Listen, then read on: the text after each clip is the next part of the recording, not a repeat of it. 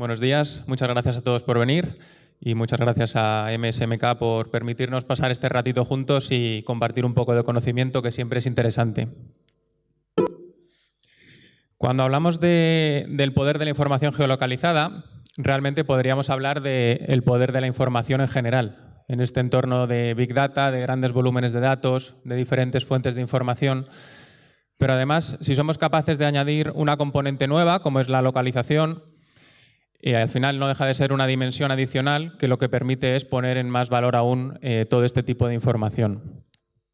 Cuando hablamos de localización y de mapas, pues podemos ver una imagen como esta, en la que podemos llegar a intuir que ahí dentro hay mucho que rascar, pero realmente solamente somos capaces de ver puntos, luces y no tenemos el detalle de realmente qué es lo que está pasando. Desde nuestro punto de vista, a lo mejor desde el sector bancario, poniendo siempre en el centro al cliente, lo que podemos llegar a saber es pues la zona de residencia de algunos de nuestros clientes y siempre con la ayuda a lo mejor de un tercero o de un servicio externo, de una compañía especializada, lo que podríamos llegar a hacer es pues empezar a localizar en un mapa como este esas zonas residenciales de los clientes. Ahora ya el mapa tiene cierta información, tiene algo de color, pero sigue estando un poquito cojo. Porque hoy en día estamos completamente conectados, estamos siempre en movimiento, pasamos mucho tiempo en nuestra zona de trabajo, en nuestras oficinas, y a lo mejor esa zona de residencia no es lo suficientemente interesante para aportar valor al cliente en su día a día. Por lo tanto, podemos empezar a pensar en que podemos añadir nuevos puntos a ese mapa, como los que he comentado previamente. Además, ¿qué ocurre en la relación que tienen nuestros clientes con nosotros, con ING? Bueno, pues nosotros tenemos un montón de puntos Twipcash, por ejemplo, tenemos zonas de retirada de efectivo, tenemos oficinas y nos interesa saber también cómo se localiza eso en un mapa. Y a partir de aquí, cualquier cosa que os podáis imaginar. En las zonas en las que se realizan compras, en supermercados, puntos de interés para los clientes. Y por lo tanto ya lo que tendríamos es un mapa mucho más completo, con más puntos, con más detalle y del que podemos sacar más partido.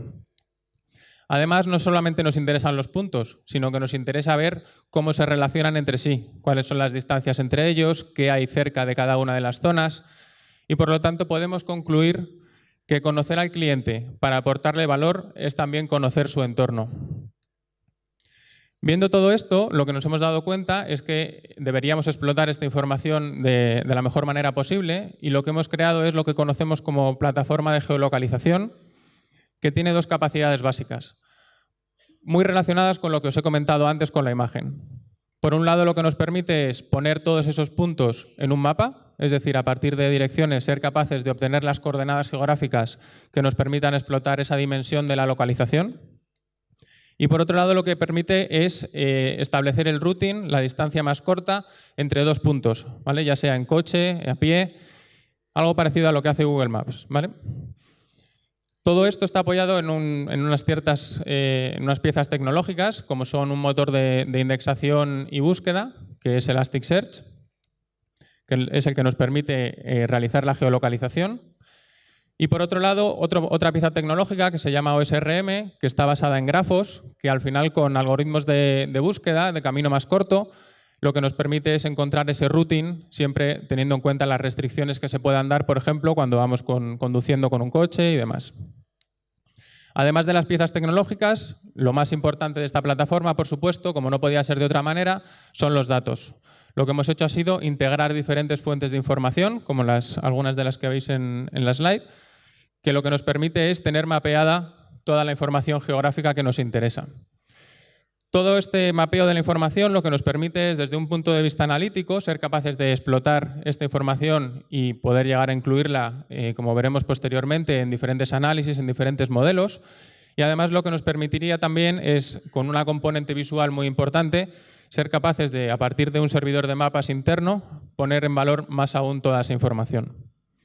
Os vamos a presentar ahora el primer caso de uso en el que hemos utilizado esta plataforma y algunos casos futuros en los que se podría utilizar. Ahora, si tienes la cuenta nómina de ING Direct, retirar efectivo es mucho más sencillo, porque puedes hacerlo cuando realices tu compra con Twipcash. Twipcash es una nueva manera de pagar y acceder a tu dinero de forma fácil y sin comisiones. ¿Cómo se utiliza Twipcash? Primero descárgate la app y regístrate con tus datos de ING Direct.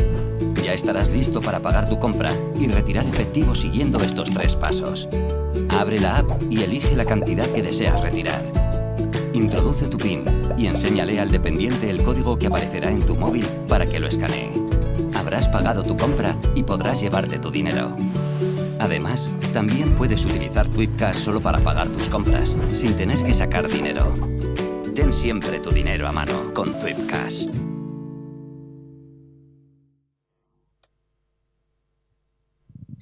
Bueno, buenas. A finales de septiembre lanzamos esta aplicación Twipcash, en la que, como os habéis visto en el vídeo, los clientes pueden, a la par que compran o la cesta de la compra o echan gasolina, retirar efectivo. Entonces, bueno, al final tenemos 3.500 puntos disponibles por toda España que debemos comunicar a los clientes, bueno, pues cuáles son los que tienen más cercanos para facilitarle su uso. Por tanto, tenemos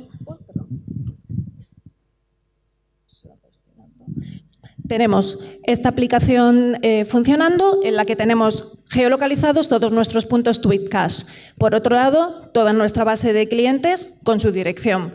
Los geolocalizamos y somos capaces de saber cuáles son los puntos Twipcash que tienen más cerca de su residencia.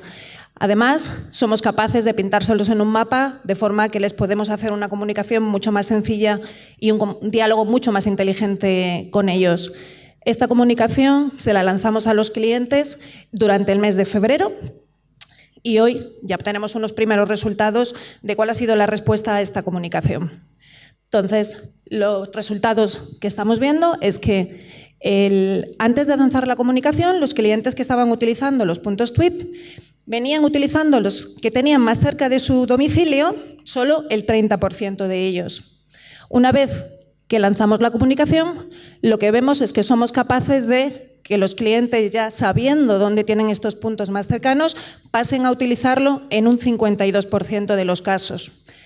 La pregunta que nos surge es, bueno, ¿y qué puntos TWIP están usando? Claramente no son los que tienen más cerca de su domicilio.